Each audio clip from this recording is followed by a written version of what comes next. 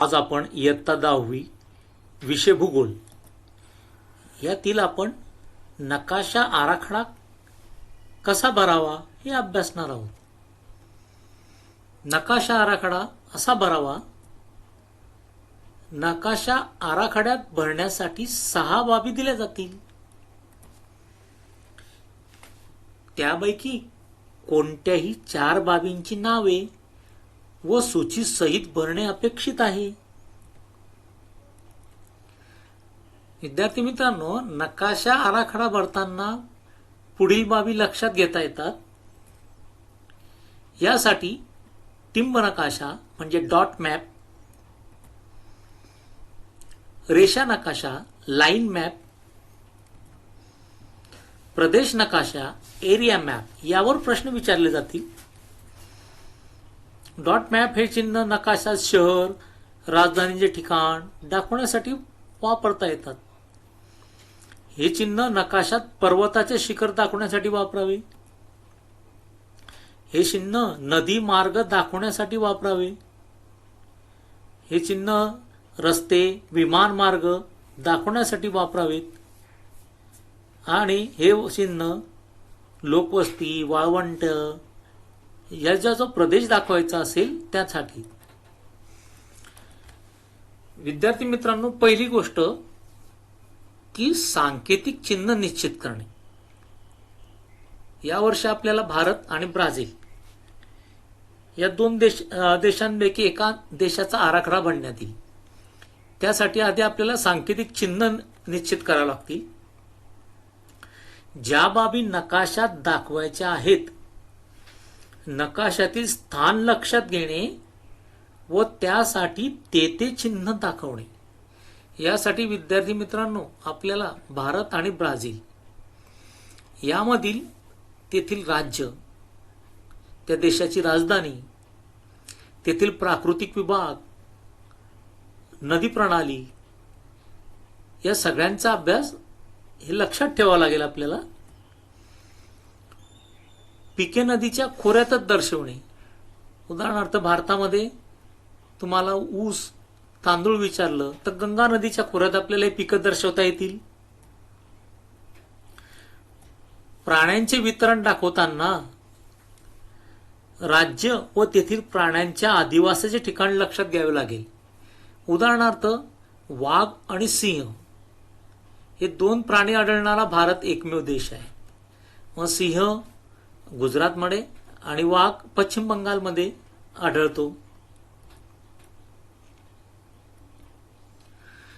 नदी खोऱ्यात दाखवायचे असल्यास मुख्य नदी व तिच्या उपनद्या यांची वहनाची दिशा लहान बाणाच्या साह्याने दाखवावी लागेल.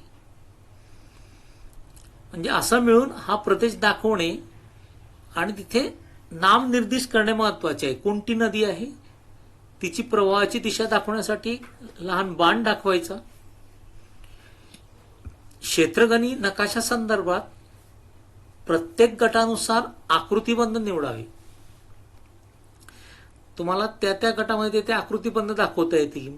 मग पिकं कोणते आहेत, लोकसंख्येची घनता हे दाखवण्यासाठी त्या गटानुसार आकृतिबंध निवडावा लागेल. विद्यार्थी मित्रांनो, नकाशा भरल्यानंतर आपल्याला काय करावं लागेल? 1. जो नकाशा आराखडा भरला आहे त्यातील देशाचं वरती नाव लिहायचं, भारत किंवा ब्राझील. दिशादर्शक बाण दाखवायचा. उत्तर दिशा दाखवण्यासाठी हा बाण दाखवणं आवश्यक आहे नकाशात. 3. सांकेतिक चिन्हासंदर्भात सूची देणं महत्वाचं आहे. सूची आपल्याला द्यावी लागेल, हे लक्षात ठेवावं. आपण ब्राझील देशाच्या आराखड्यात 6 बाबी भरून पाहूया. सुरुवातीला आपल्याला सूची तयार करावी लागेल. नकाशात काय दाखवायचंय? ब्राझीलची राजधानी ब्राझिलिया. 2. ॲमेझॉन नदीचे खोरे, त्यासाठी हे चिन्ह निश्चित केलं. 3 आहे मॅनास बंदर. 4थी गोष्ट आहे अजस्र कडा. पाचवा आहे ब्राझीलमधील उत्कृष्ट मासेमारी क्षेत्र. आणि सहावं दाट लोकवस्तीचा प्रदेश. अशाप्रमाणे आधी आपण सूची तयार करून घ्यावी. वरती आराखड्यात देशाचं नाव लिहावं. पहिलं ब्राझीलची राजधानी ब्राझिलिया. डॉट दाखवला डॉट मॅप मध्ये टिंब. दुसरं आहे ॲमेझॉन नदीचे खोरे. तिचे उगमस्थान, तिला मिळणारी नदी आणि मिळणारी समुद्राला मिळणारं स्थान आणि प्रवाहाच्या दिशेसाठी लहान बाण. 2 ॲमेझॉन नदीचे खोरे. तिसरं आहे मॅनॉस बंदर. चौथा आहे अजस्र कडा. पाचवा आहे ब्राझीलमधील उत्कृष्ट मासेमारी क्षेत्र म्हणजे 5 दक्षिण अटलांटिक महासागर. सहावा आहे ब्राझीलमधील दाट लोकवस्तीचा प्रदेश साओ पावलो. वरती उत्तर दिशेचा बाण दाखवला. अशा प्रकारे आपण ब्राझीलचा नकाशाचा आराखडा बनवून पाहिला. आता आपण भारत देशाचा आराखड्यात काही 6 बाबी दाखवूया. आधी आपण सूची तयार करायची. पहिले आहे इंदिरा पॉइंट. भारताचं सगळ्यात शेवटचं टोक इंदिरा पॉइंट. नंतर आसाम राज्य दाखवायचं आहे. गंगा नदी, चेन्नई बंदर, पश्चिम घाट आणि कर्कवृत्त.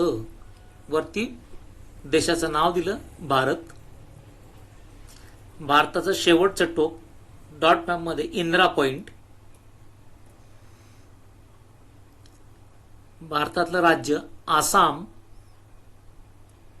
प्रदेश मॅप.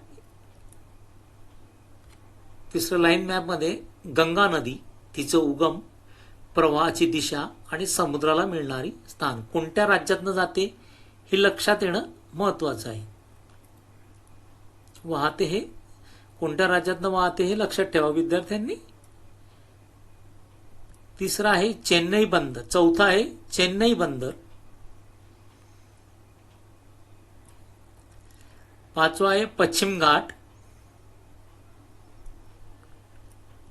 आणि सहावा आहे कर्कवृत्त. आणि इथे उत्तर दिशेचा बाण दिशा दर्शक केला. विद्यार्थ्यांनो, या प्रकारे सूची आवश्यक आहे. आराखड्यातले स्थान आणि सूचीतला सारखं असावं. या गोष्टी लक्षात घेऊन आपण पूर्ण मार्क नकाशात मिळवायचे.